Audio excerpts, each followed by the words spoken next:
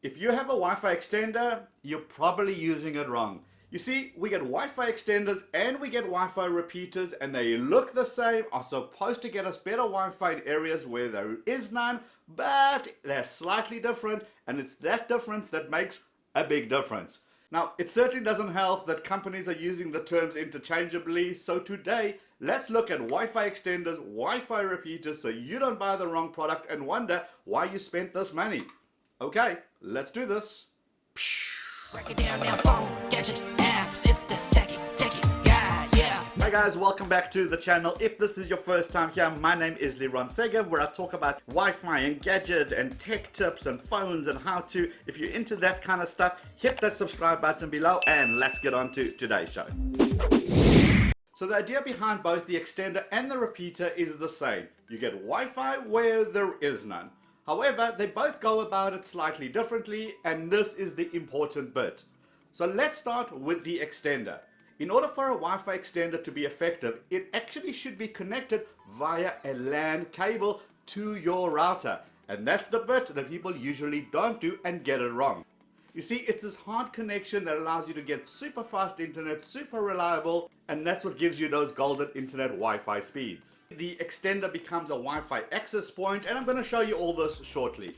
Now, typically a Wi-Fi extender creates its own Wi-Fi network, which have an EXT extension name in the Wi-Fi, so we need to tell our devices to connect to the extender whenever we're in the room where you're trying to get that Wi-Fi connectivity. On the other hand, a Wi-Fi repeater typically isn't connected via a LAN cable. It picks up your existing Wi-Fi signals and transmits it or rebroadcasts that signal. However, a Wi-Fi repeater needs to receive a strong Wi-Fi signal in order to repeat that. So the further that you are away from the router, the weaker the signal is. And therefore it's trying to transmit a weak signal already. Usually we've seen that signals get reduced by as much as half. Now, not all Wi-Fi repeaters are the same. Some are better built, so they do a much better job. Good repeaters will have at least 2 antennas that they can use to listen and transmit at the same time. Now, crappy repeaters do one, then do the other, so their performance is just terrible. Adding to this whole confusion is the fact that newer extenders, the one that actually should be physically plugged in via LAN cable, also work as repeaters. In other words, you don't actually have to plug the LAN cable in. So when you set it up, you simply plug it into the wall socket, pick up your old Wi-Fi, and then think that you're doing a good job with your extender. That's where the problem begins. So let me show you the difference. I'm gonna take an extender and set it up without the LAN cable. Then I'm gonna take the same extender with the LAN cable, and let's see what it does to our Wi-Fi and internet speed. Right, let the test begin. I am connected to the extender. It does not have a LAN cable. That is how typically people would set this up. And you can see I'm connected to the NATEL server. This has been sped up, and you can see 9 milliseconds as a ping, 53.45 megabits per second as the download, and the upload is now set at 23.07. Okay. Now I'm going to change it to the way it's supposed to be. I'm going to change it to the AP mode. And let me do that. Whilst it's doing this, I'm going to go and connect the LAN cable into it.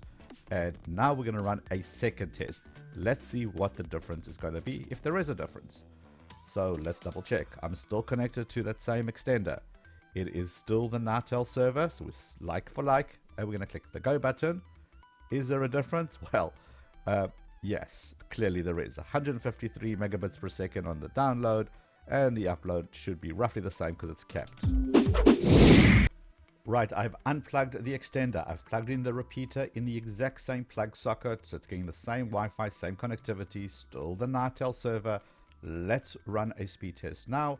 Already we can see that the ping is 44 milliseconds, so it's already a huge difference. Even the download speed, nowhere near what I was getting before. So just by this test alone, you can see there's a difference between an extender and a repeater when it's plugged in versus when it's not. And there you have it. So when you're deciding between the two, if you're able to hardwire the extender, that is the ideal for best performance. If you're not, well, you might as well go for a repeater. It's just cheaper. But remember, don't place it at the very edge of your Wi-Fi. Place it somewhere in the middle so that you're still getting a good signal for it to rebroadcast, giving you much better connectivity when you do pick up that repeater. Hope that was very useful so you can make the right decision. In the description below, I've got some links to some more repeaters, extenders, mesh network, and I'm even going to show you how to use your old router as an extender. Check out the links down here. If you want more Wi-Fi tips and tricks, check out these videos down here. Hit the head below to subscribe if this is your first time here. Give the video a thumbs up if you liked it, and I'll see you in those videos. Let's go.